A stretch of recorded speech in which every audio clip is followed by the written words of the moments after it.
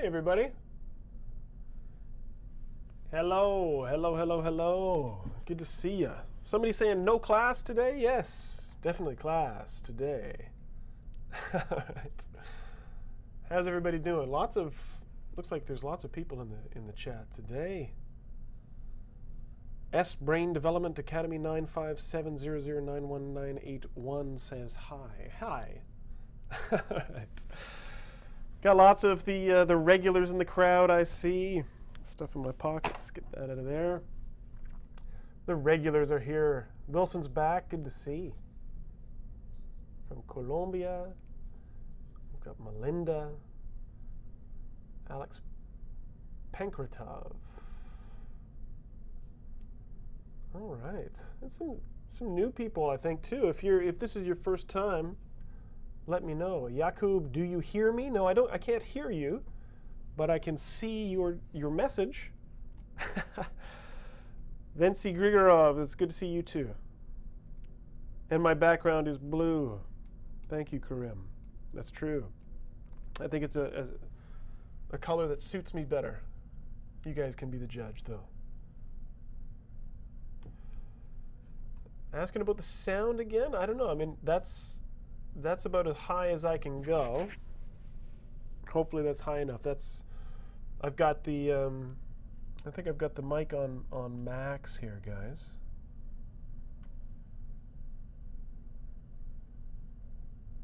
All right.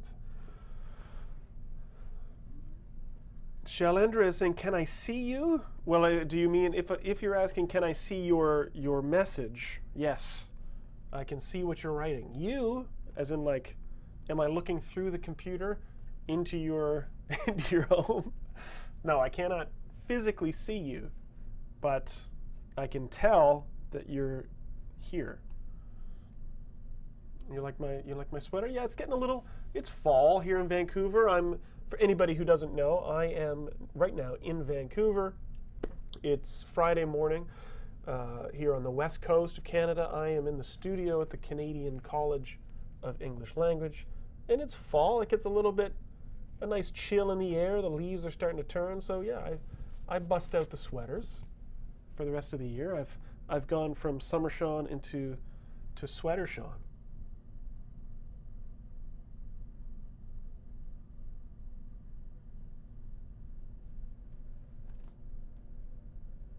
Anybody else having issues with the sound? Seems like a couple people are, but it looks to me like it's all good. If I go down like this and talk a little bit closer, is that better? All right, sounds good there. All right, so yeah, good to see you. I love coming in here every Friday and teaching you guys. Looks like there's lots of people in the chat today. And if you're a newbie, if you're fresh to this whole experience, welcome. We'll take good care of you. I know that there's a little bit of discrepancy, okay? Some inconsistent information. I think my thumbnail says that this is an intermediate level class because it used to be, right? But as I've explained the last couple weeks, for the next little while, we're going to be looking at some more, I would say, more advanced stuff. Okay?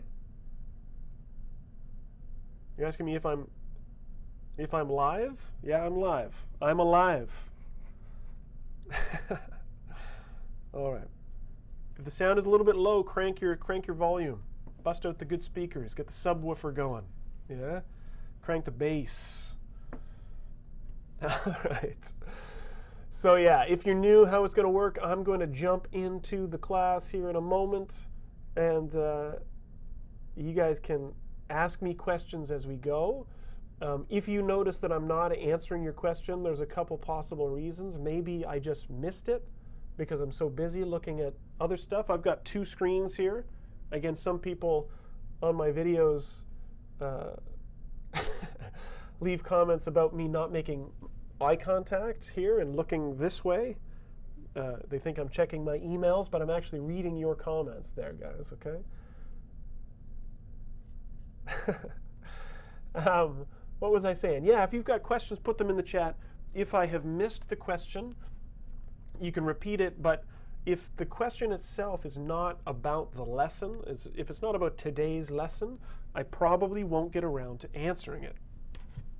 Okay? So some people are already giving me a hard time for not answering their questions. Your questions are coming in a mile a minute here, guys.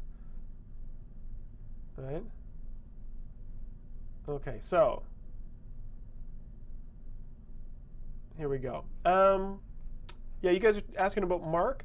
Honestly, I'm not exactly sure what's going on there. I know that Smrt and Mark were trying to bring him back. I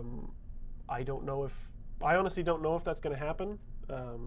And that's all I know about it, guys, to be honest. Okay, so let's jump into the lesson here. Let's see what we got today.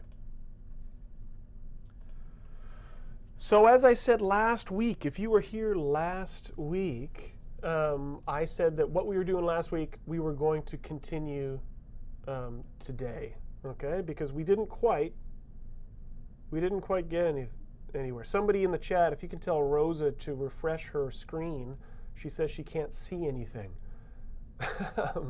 But yeah, the class has definitely started, Rosa. Yeah, just refresh.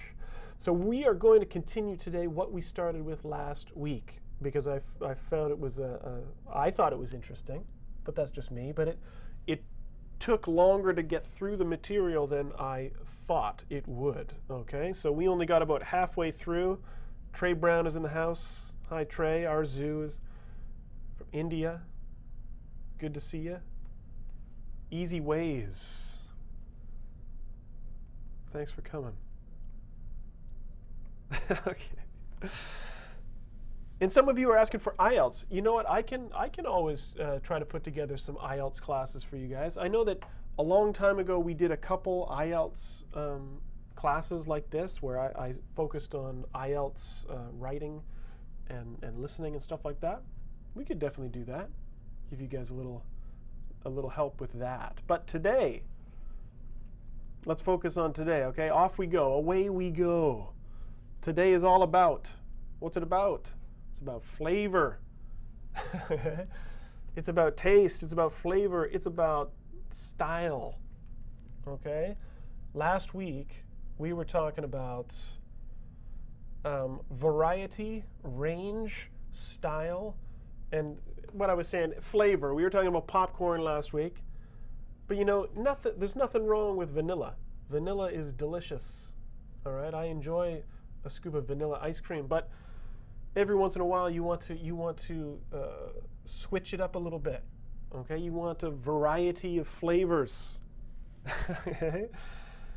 Yeah, exactly. Navjot is saying go beyond the functional. Not saying that vanilla is functional necessarily, but the point is, what I want to focus on today, just like last week, is, yes, as Navjot said, going beyond just the functional language and adding a little bit of style to your use of English, right? And what we're focusing on is kind of adding a little bit of emphasis when it comes to making a point or when you're telling a story, right? So what we were looking at last week was all about adding style, as I said, emphasis. And this is what we were looking at last week and today. You are going to see examples of this if you read books, okay? If you read fiction, you're going to see this. If you read magazines or newspapers, you are going to see these structures that we're talking about today, okay? But it's not just the written language, it's also spoken too. If you're watching the news, or even from your side, if you're a politician making a speech, if you have to give a speech at a friend's wedding, if you have to do a presentation in class, you want the type of language that will make people kind of pay attention to you, right? That will leave an impression, an impact on people, right? And RMF is talking about inversion, and that's what we're talking about. Yeah? And again, even when you're just trying to entertain your friends, even if when you're telling a story, some of you guys come from cultures of storytelling. You like to sit around and tell each other stories. That was That was indeed pretty boy Justin Trudeau. It was. He's a handsome man. He's a pretty good leader too. All right, and a pretty good speaker as well. Okay, so when you're telling a story, when you're trying to keep people's attention, you want to vary the structure of your sentences.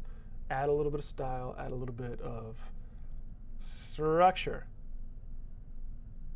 Not structure, emphasis. Sorry, you guys are distracting me over there. All right, so what we're talking about today is emphasis and word order, part 2. Okay?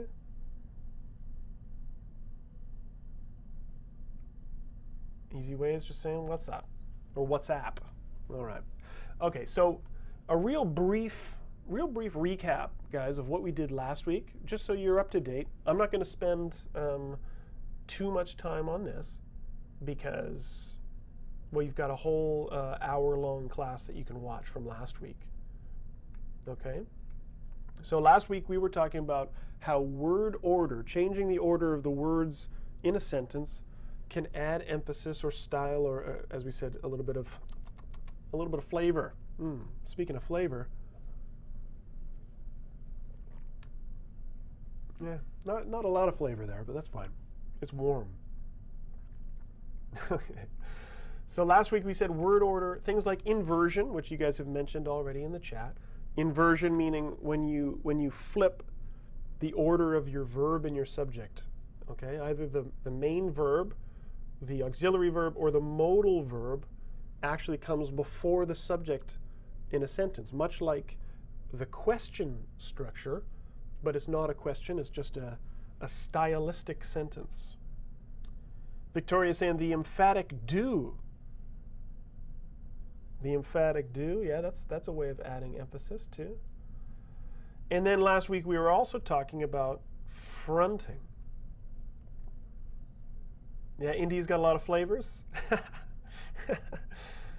Right, fronting means putting words or phrases before the subject and verb of a sentence. So you're not switching the order of the subject and the verb, but you're putting an element of the sentence that's usually later in the sentence. You're putting that at the beginning of the sentence to emphasize it.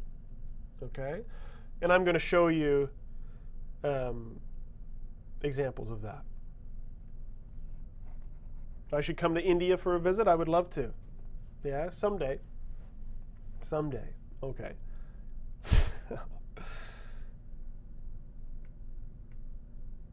So last week we talked about prepositional phrases, participles, and adverbs, right?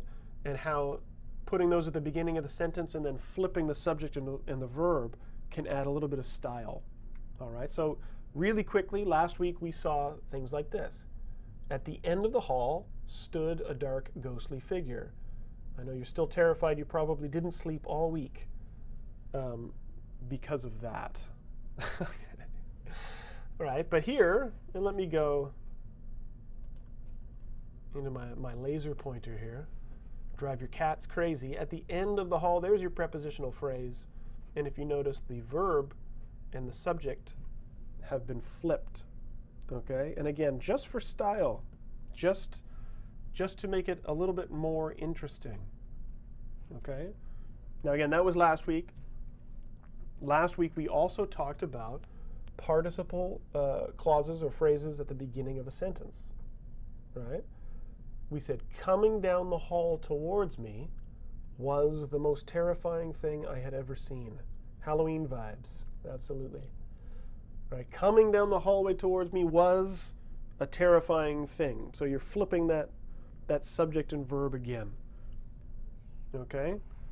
To add emphasis, to make you more terrified, right? And again, you're not going to do this if you're telling a story that doesn't need emphasis. If you're saying something that doesn't require style or emphasis, there's no need to use this type of sentence. If you're just talking about what you bought at the grocery store, you can stick to functional language. Don't worry about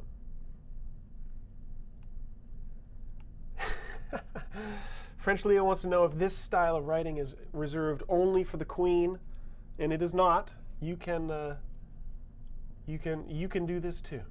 Yeah, you can be the king of your own domain. Someone's asking if that is a gerund. No, that's not a gerund because it's not functioning as the noun. Okay, coming down the hallway towards me is a participle phrase, right?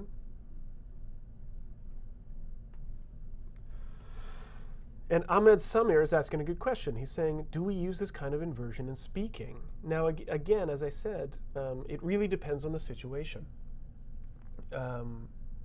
If you're just chatting with your friends, not so much. But if you're telling a story, if you're giving a presentation, or in a scenario where you're kind of making a speech. I mean, teachers would definitely use this kind of language.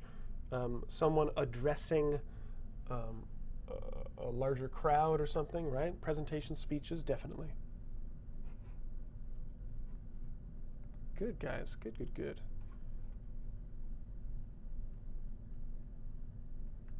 And we also looked at how you can use the past participle, that passive voice, and say parked in the lot was an array of vintage cars, each kept in pristine condition. Okay?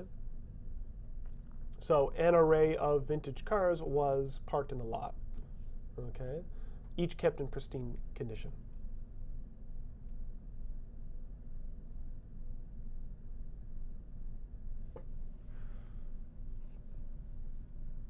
Yeah, French Leo, I think you're right there.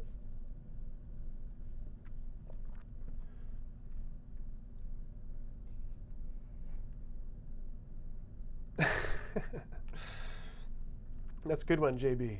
Yeah. Where do I get the images? The images are just from our Google Photos account. There are lots of just kind of public domain images out there. That's, of course, that's a picture from Cuba.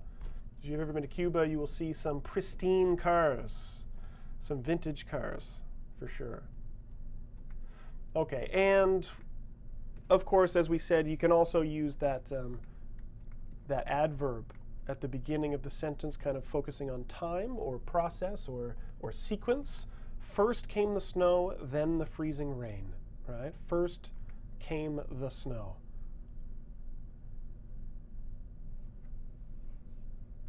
Good. Okay, but again, that was last week, guys. One other thing we did last week, just to keep everybody up to speed, as I said, is we can use structures like even more interesting, even better, best, worst of all, just as surprising, equally as disgusting, whatever it is. And then we use that inversion for emphasis. Okay, and again, if you want more info on that, check out last week's class. And Shifra Numer is saying it's so German. Yeah, well, it's probably from German. I mean, obviously English has been influenced by the German language. Usman Milik is saying, how can we decide between the choice of the present and the past participle? Excellent question, but can't really focus on that today. You should check out the classes. We've got entire classes just on participles and participle clauses. You should check them out. They're in my playlist. Okay. So, I thought I had some examples here. Last week we were saying something like, the water was good, but even better was the coffee, right? Using that inversion. Just as surprising was the fact that, I don't know, what fact? I don't know where my examples went. But again, that was from last week. And absolutely, this is what I'm talking about, this storytelling, guys, okay? So check out last week's class on comparatives. And now I want to get into what we're focusing on today. Coffee was equally as disgusting as tea. No, both of them are great.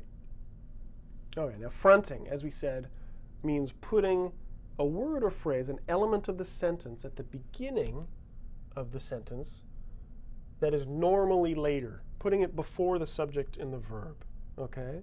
Now, a real common example of that is something like, off she went. Away we go, in you go, up you go, off you go, right? We're putting that, what looks like a preposition, although it has kind of that adverbial meaning there, right? It's functioning as an adverb, modifying the verb went. But off she went. Off she went to explore the world and find herself, right? Now again, it sounds a little bit poetic, kind of fancy. You're not going to always talk like this with your friends, but we do often use the short version, those 3 words. I mean, I'm always saying to my children, you know, off you go. Off you go to bed, right? Up you go, in you go. Suitable for a song. Yeah, right.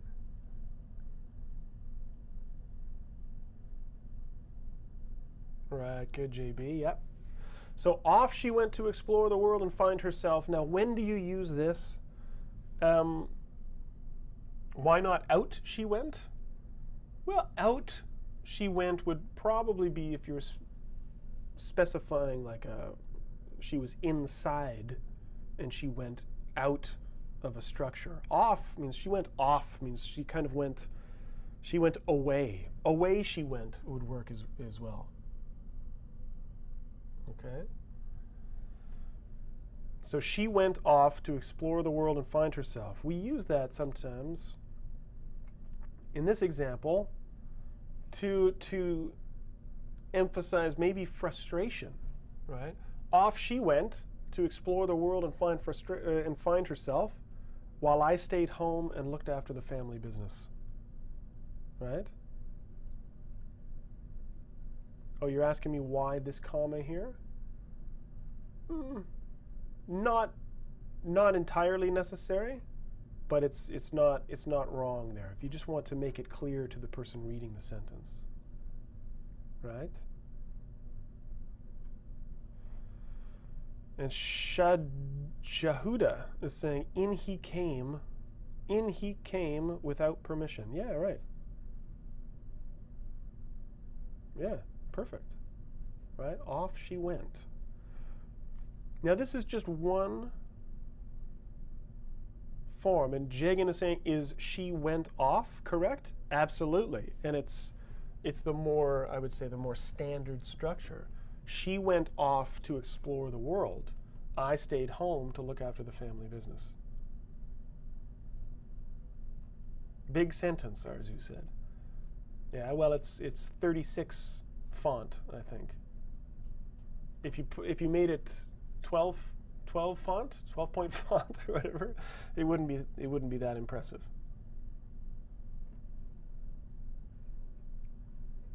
Find herself means kind of spiritually, right? Okay, so that's one way of fronting something. Another way of fronting, and this is where students sometimes their minds get blown by this, but sometimes we front a sentence with the object. We put the object of the verb before the subject and the verb. Okay? So what am I talking about? I'm talking about this guy. Ooh, speaking of style, look at this fancy man. Okay? So he borrowed the bag from his roommate. There's nothing unusual there. That's just your regular simple sentence, right? He borrowed the bag from his roommate. Here you've got your subject, your verb, right? He borrowed, and then the bag is the object. That's perfectly normal and fine. And then you've got a phrasal, prepositional phrase at the end there, from his mate. Steve Lynn. Right. So he borrowed the bag from his roommate. There's nothing strange there, nothing to be concerned about.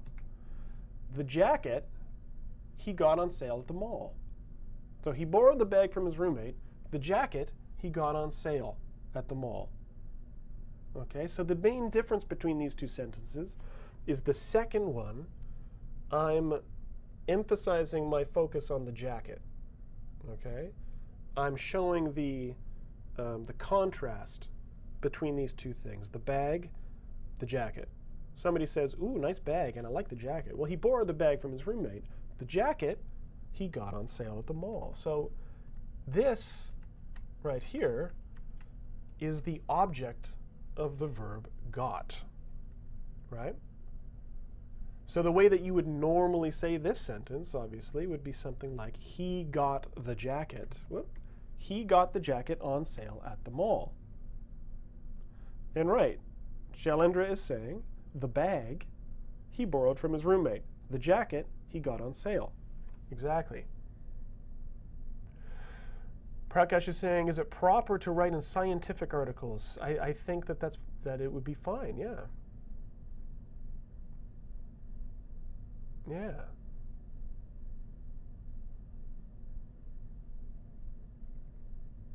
Now, Abdurrahim, be careful with this one. Now, this is exactly it. Now, you want to be careful with this structure.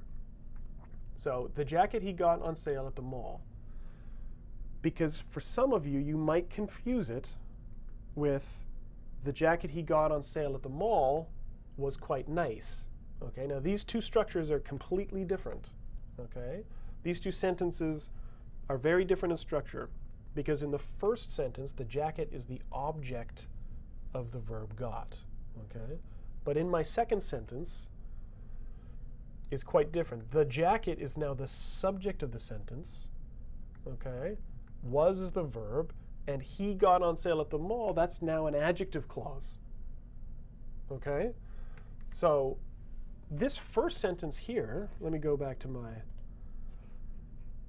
laser here, okay? The first sentence is a simple sentence. Subject, verb, object, and a couple phrases, okay? That's a simple sentence with inverted order, right? That fronting. The second one, this is a complex sentence with two clauses. The jacket was quite nice. That's one. That's your main clause. He got on sale at the mall. That's an adjective clause. Okay? So if you're looking for more info on defining and non-defining relative clauses or adjective clauses, check out that class. But when you see this first sentence, don't be confused and think that it's the same thing. And there's no, yeah, obviously there's no comma here too. Okay? Yeah, again, somebody tell Arzu if you can't hear me, then it's on your end, I think.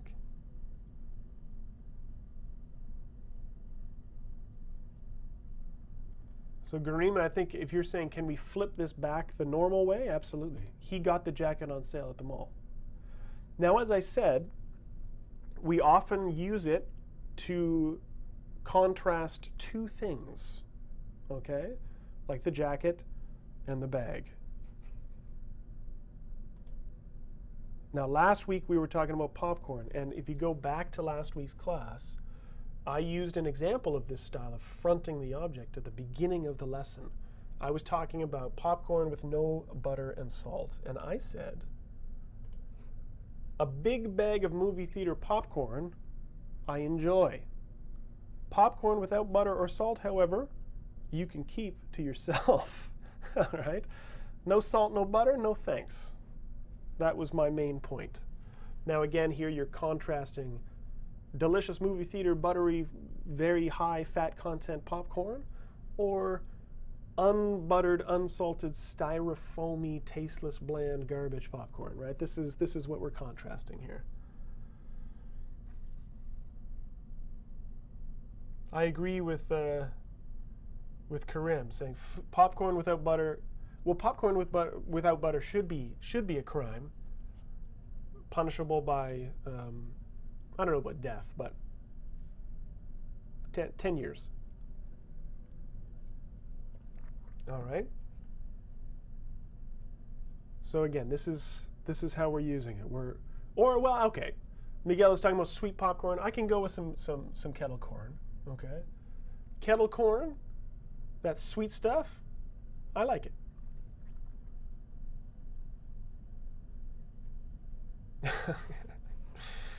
All right, so again, here's your object. A big bag of popcorn, a big bag of movie theater popcorn I enjoy. So I enjoy a big bag of movie theater popcorn. There's your object again, popcorn without butter or salt. However, you can keep to yourself.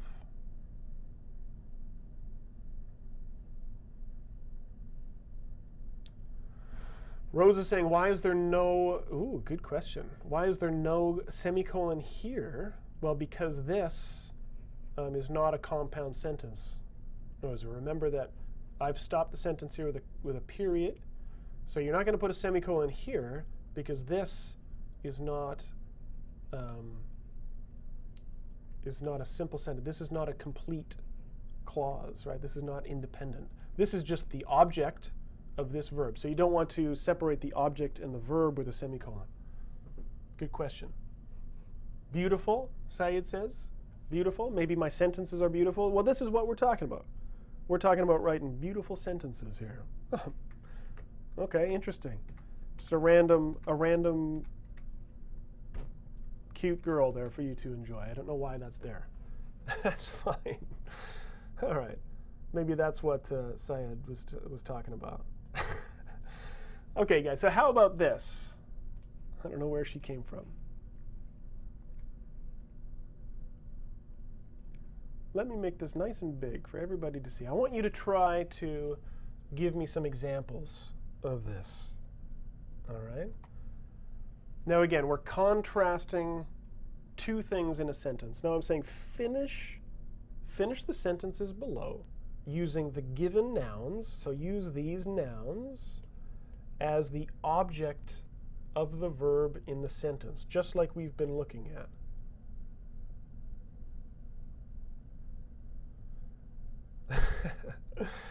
French Leo is saying, is it not the best way to make mistakes using these kinds of style? Well, that's a good question, and this is important for all of you. I'm glad Leo asked that, because remember that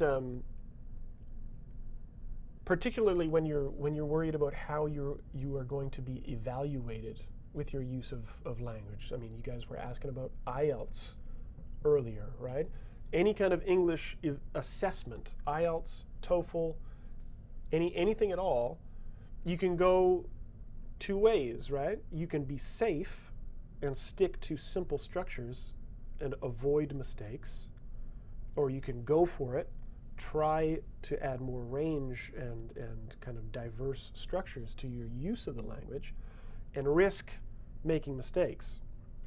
What you're going for, what you're hoping for, is to do both, right? To show a range and avoid making mistakes. So you can't avoid this stuff just because you don't want to make a mistake.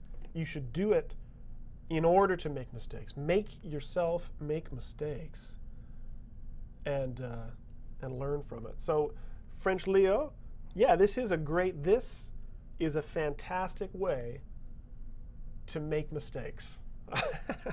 Okay, so look at part A. I see some answers are already coming in, which is good. But my first sentence, I said, from my trip, bought back. I actually meant to say brought back. That's the mistake of the week. And you'll notice a little bit of fronting there, right? From my trip, I brought back, right? I brought back from my trip, either one. A painting by a local artist and a bottle of wine from the region. The painting, the wine. I want you to try to finish those sentences using that first word as the object, okay? So take just a minute or so and try to give me some example sentences. Put them in the chat. I'm going to disappear for a minute and sip my coffee. I'm going to put the music on, and then I'll come back and we'll talk about it. All right? So give me some example sentences, guys. Go for it.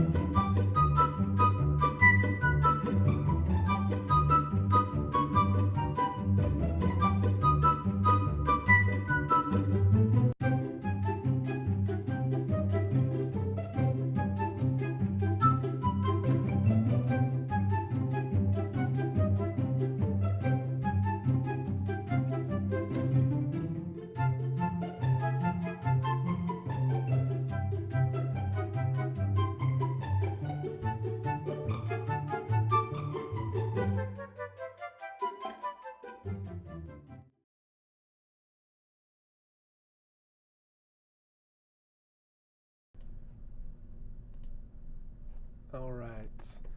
This is some tricky stuff. Okay, I know. I think I'm tripping you guys up a little bit. So let me just, I mean, this is some good effort here in the chat, guys. But let me try to clarify just a little bit. Okay. So as I said here, you've got your original, my first sentence, right? I'm telling a story. I'm talking about my trip. So from my trip, I brought back a painting by a local artist and a bottle of wine from the region. Now I want two more sentences, one sentence about the painting, one sentence about the wine. I want you to tell me a little bit more about the painting or the wine. Now I want the painting to be the object, not the subject. Now some of you are saying, like, the painting I bought. What are some of the examples? I bought was bad, or something like that. Now, this is not exactly the structure that we're talking about here, because in this case, the painting, in this sentence, the painting is the subject. The painting that I bought was bad. Okay? Going to keep this real simple for now. So you guys are writing me kind of adjective clauses here. But this is more what I'm looking at. Let me show you another example, because this is tricky. And again, remember, we're using this to contrast. We're saying something about the painting and then something different about the wine. So I would say the painting I gave to my brother. Okay, now check this out. The wine I kept for myself. All right, now keep it super simple, right? You want the painting to be the object. So the painting I gave to my brother, the wine I kept for myself. So I gave the painting to my brother, I kept the wine for myself, but you're fronting it, okay? Now you don't want to be using words like that or which, right? The wine that I bought, that's an adjective clause. Shailendra is saying you got both right. Let me see here.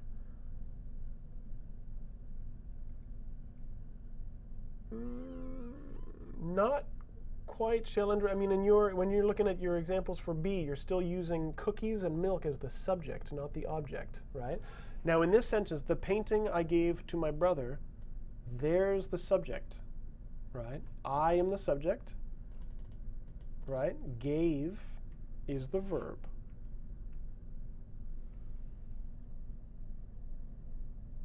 So Nora's saying, the wine I brought back from my trip. Sure. Now, the one thing about that is it's structurally good. A little bit confusing because I already said that I brought it back, but that's good.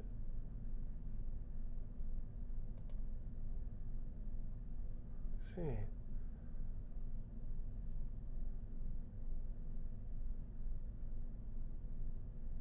Yeah, okay, now we're getting there. Good. Good. Schiffer-Numer saying the wine they drank first. Good. Alex is saying the painting I threw away. Right. Good. Again, Mary F., the milk I drank was spoiled. You're using milk as the subject. Some of you guys are saying you're dying. I'm killing you with this today. Yeah, I know. This is tricky stuff. Okay, let me look at another one. Okay. Waiting for us on the kitchen table when we got home from school were a plate of chocolate chip cookies and 2 glasses of milk. Okay? So you get home from school. You're telling a story of as a child. You come from school, and you'll notice that there's inversion in this sentence, right? This is what we talked about last week. Waiting for us on the kitchen table when we got home from school were a plate of freshly baked homemade chocolate chip cookies and 2 glasses of milk. Okay, now French Leo is saying, oh, almost. Right. French Leo, that's still adjective clauses. You're saying the cookies I gave to my teacher were full of bad French cheese. But that's still using cookies as the subject. So if you say the cookies, look at this. The cookies I ate right away were delicious. Now this is what you guys, some of you guys are writing for me here. The cookies I ate right away were delicious, okay? But in this sentence, cookies is the subject and were is the verb. I ate right away is an adjective clause. Okay, Prakash, that's a good one. The cookies I gave to my brother. Now if I just say, take this out, I'm going to put a comma here just to make it clear, and I'm going to say the cookies I ate right away. Okay, and actually it's we, so I'm going to change this. The cookies we devoured immediately. Let's keep this kind of advanced here, right? So the cookies we devoured immediately. We devoured the cookies immediately. Okay? The milk we left on the table. So again, you're showing this distinction, right? This difference. The cookies we ate right away, the milk we left on the table.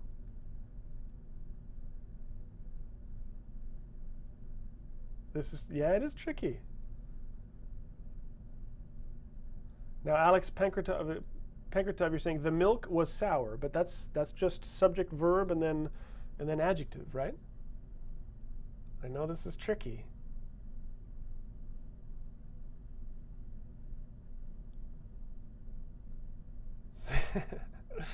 Steve Lynn says the cookies Nora devoured immediately. Now, even when you listen to the way that I read these sentences, you'll notice that I am emphasizing that object, right, to show the difference. From my trip, I bought a painting and a bottle of wine. The painting I gave to my brother. The wine I kept for myself. So you're really punching those objects. JB says the milk we squeezed from the cow. All right. Where did the cookies come from?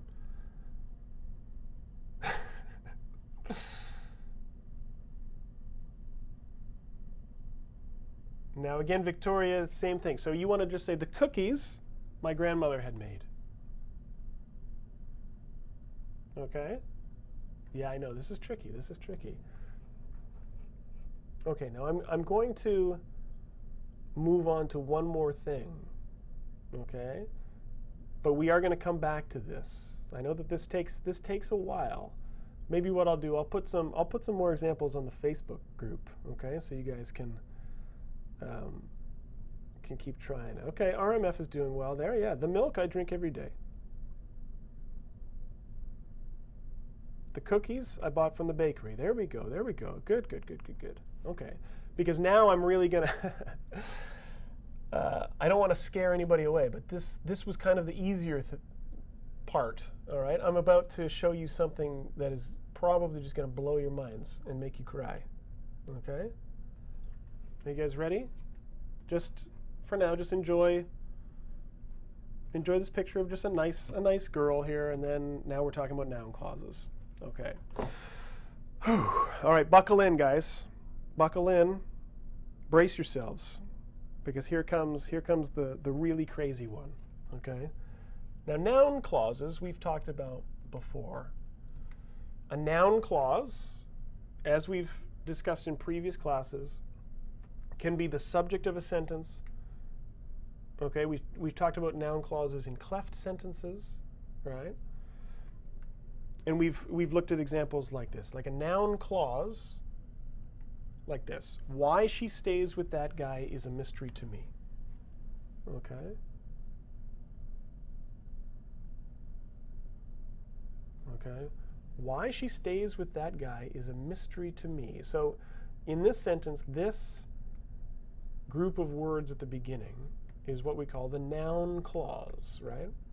Noun clause, because it's a group of words together functioning as kind of one part, one element of the sentence. This group of words together is the subject of the sentence, okay? Why she stays with that guy. A subject clause, right, exactly. Buckle in. Trey Brown saying, what are we doing? Uh-oh. I'm not sure. You've got to be more specific. What's the lesson? Somebody help Trey out in the chat. I'm not sure what's going on his end, okay? So why she stays with that guy is a mystery. Now in this case, you've got the question word, why, at the beginning. Then you've got a subject and a verb in there, which makes that a clause, right? But as a whole, the whole thing together is acting like the subject of the sentence, right? And again, if this is confusing to you, we've got a whole lesson or two on noun clauses, okay? So basically, you could say the same thing. You could say this. It is a mystery to me. It is the subject. What is it? Why she stays with that guy is a mystery to me. It is a mystery to me, okay? So that's your subject, all right? But that's not what we're talking about today, okay? I mean, you could say other things. What she sees in that guy. What she sees in that guy is a mystery to me, okay? Why she stays with that guy is a mystery to me. Now, the noun clause, as we've talked about before, can be the subject of a sentence. What's going on here? Or it can also be the object of the verb in a sentence. Now, some of you might already see where I'm going with this. I don't know if you're terrified or not yet. But a noun clause like what she sees in him can be the object, right? For example, I will never understand what she sees in that guy, right? I don't know why she is with him. So again, you've got the subject and the verb in there. In that whole group of words is functioning as one thing, okay? It's functioning as the object. I will never understand it, okay? Yeah, Nora's saying, how they talk to me is irritating. I don't like how they talk to me. Perfect, right? Subjects or objects, okay? It says, I don't understand why she is looking upwards, right? I love what she bought. JB, that's great. This is exactly it. The noun clause as the object, right? So again, the verb is understand. The object could be it. I will never understand it. I will never understand why, or I will never understand what she sees in him, right? What she sees in that guy. Okay. Now, you guys ready? I don't know if you're ready. So we can we can take that noun clause that we're using as the object and we can front it just like we did with the cookies and the milk and the wine and all of that stuff. So look at what I'm about to do now. Well, what she sees in that guy, I will never understand. What she sees in that guy, I will never understand. See how emphatic that sentence is. So a noun clause, the object of the verb, you can invert the word order and put that at the beginning of the sentence for emphasis, even more emphasis. And the object comes before the subject and the main verb. It starts with the object, followed by subject and main verb. So what she sees in that guy, I will never understand. All right? Are your brains hurting yet? Right? So, getting back to this, this is just one more example of how crazy English can be. Asala is overwhelmed. Why she is looking upward, I don't understand. Sad got it, right. What he tried to tell me, we will never know. what he sees in that girl, I will never understand. I don't know. Yeah, he seems like a good guy. What they will do with him, I do not know. How she made that cake, I do not know. This is perfect, guys. Wow, you're doing well. See, this is exactly it. And this is exactly the same as the other examples of putting the object at the beginning, right? The popcorn, I will eat, right? Why he didn't put butter on that popcorn, I will never understand.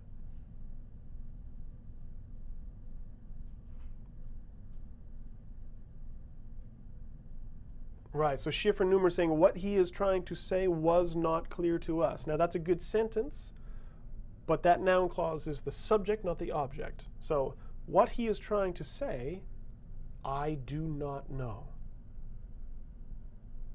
What happens now, I'm not going to accept. Right, hopefully you're not talking about me. Okay? So this is what we're dealing with here, guys. Yeah. So I mean, the good thing about this is you can rewatch this lesson. Now, I don't think I have time to go over more examples of this today with you, but you guys are giving me good examples in here, right? What we are learning. Okay. Okay, how about this? I'll go into my notes here. Why not? Now, a good example from JB is saying, what we are learning today.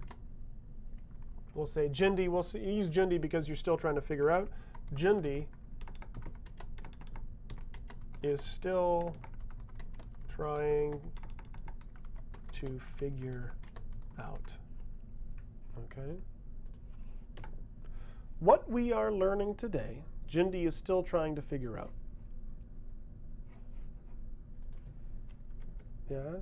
Why Shaun is torturing us like this, I will never understand.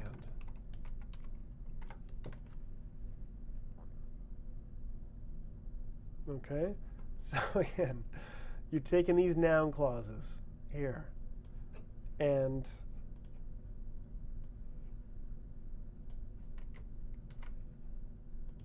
putting it down here next to it. Let me put a little space, take that out of there, flip it around, get rid of that capital, say that, and then change the comma to a period. And this is the same sentence, but just flipped here. Okay? Jindi is still trying to figure out what we are learning today. What we are learning today, Jindi is still trying to figure out. What he looks like, God only knows. Yeah, right. Why you hate me, I will never figure out. Good.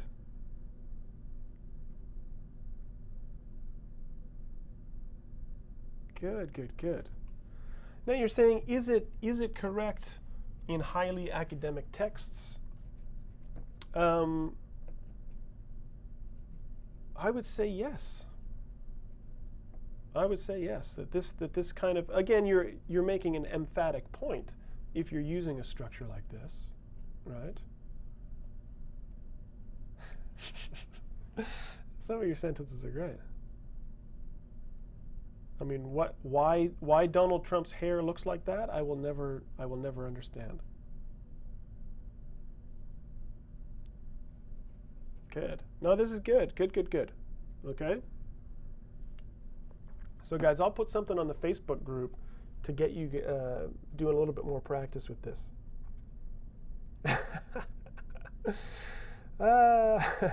Ashtar, maybe, I don't know if he's talking about me in this class, but he says, what the benefits from all this are, I do not understand.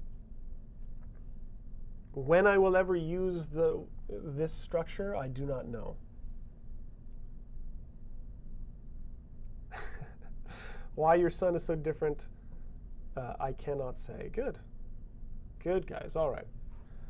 So hang in there, hang in there. We'll do a little bit more practice with this. But time is running out here. The clock is ticking on this lesson of ours today. Yeah. But we do have time for the mistake of the week.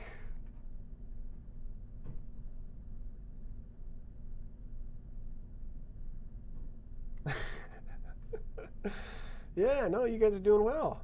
These are great examples. You guys are getting it. Yeah, go for it.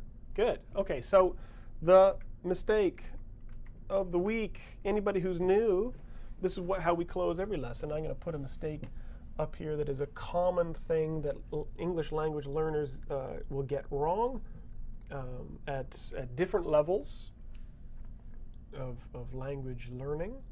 Okay, and good one, Trey. That's a good example. So yeah, get all the friendliness out of the way. Okay, and prepare to battle for supremacy. Okay, so I'm going to put the sentence on the screen, and I want you to find me the mistake.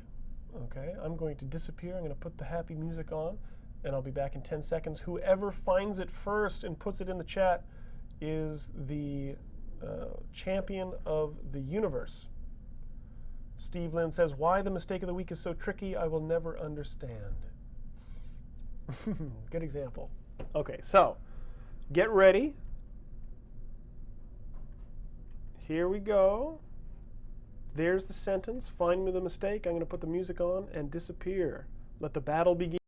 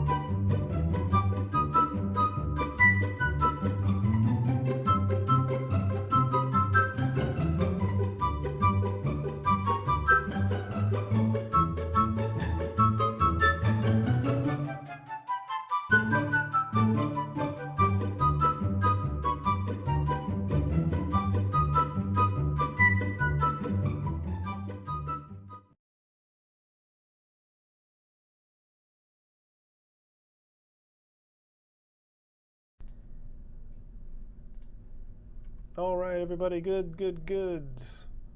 Lots of stuff coming in. And it looks like, ooh, Steve Lynn is fast on the draw. Maybe, I mean, I think I've probably done a mistake very similar to this because we've definitely talked about this kind of mistake before because it's so common. Some feel that if individuals fail to make a conscious effort to support the arts, we risk to lose elements of the culture that makes this country so unique. All right. Now, I know that some of you were looking at that makes, and you could argue this honestly if you're talking about putting elements. The elements make. All right. But I think in my point in this sentence was the culture. The culture makes this country so unique. I mean, I think the argument would be because the adjective clause is closer to this noun, that you could argue that is the placement of the modifier next to this noun would make this verb have to conjugate properly with this noun, if that makes sense, right? So the culture makes this country so unique. Elements of the culture that makes this country so unique. You could argue that if you took that S away, it wouldn't necessarily be a mistake, but that S is not a mistake. Oh, yeah, saying arts, capital A for arts. Trey Brown, arguable. Arts, big A, I don't know. Again, I think you could do that, but it's not absolutely necessary.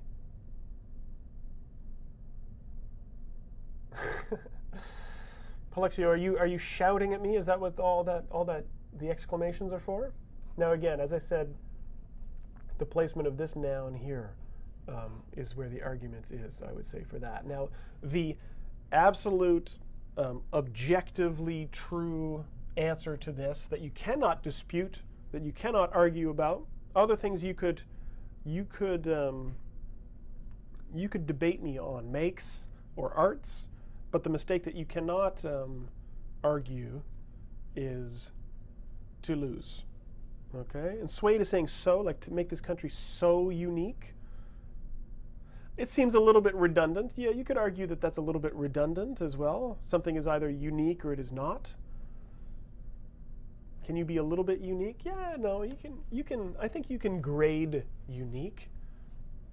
Okay. Now, this is a verb pattern mistake. I threw so many what we call red herrings in there, right? Some false leads for you guys. So the mistake is to lose, because the verb risk is not followed by the infinitive verb, but a gerund. Okay? We risk losing elements of the culture that makes this country so unique.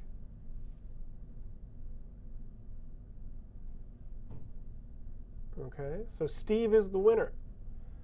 And again, just be careful of your verb patterns.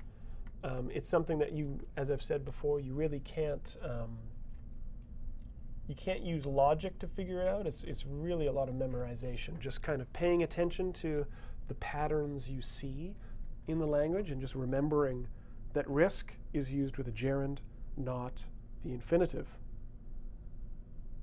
And Prakash is saying, it's a simple mistake I didn't notice. Those are the mistakes we never notice, right? As you can, I'm sure if you've written an email and then sent off the email and then read the email afterwards, you notice a bunch of really simple mistakes that that you shouldn't make, but you do anyway. So those are mistakes that are very common. And it's very human to make a mistake, all right?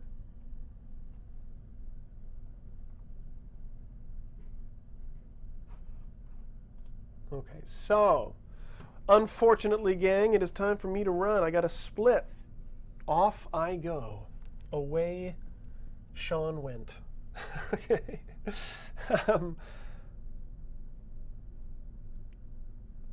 Very nice. Rosa, bringing it full circle, says, the mistake Steve found in a second.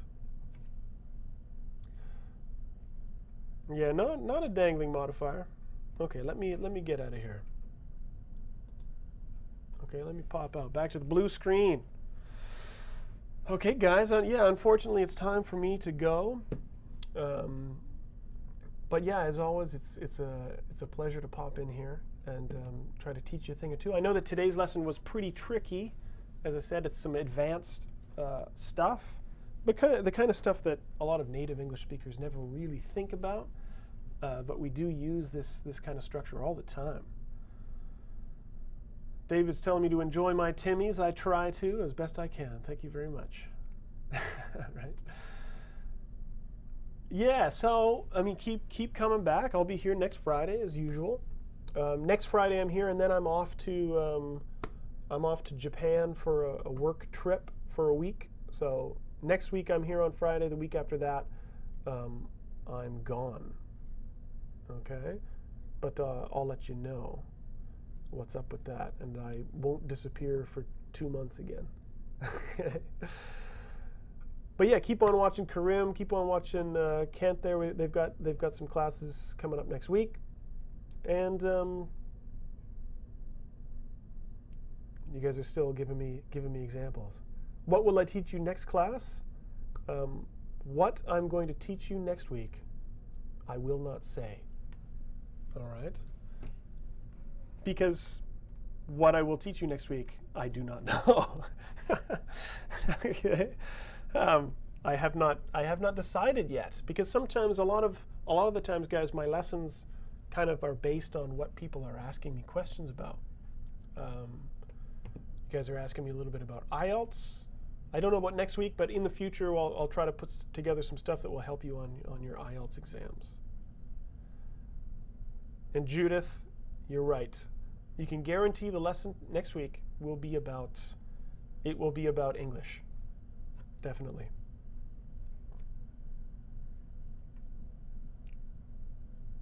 Okay.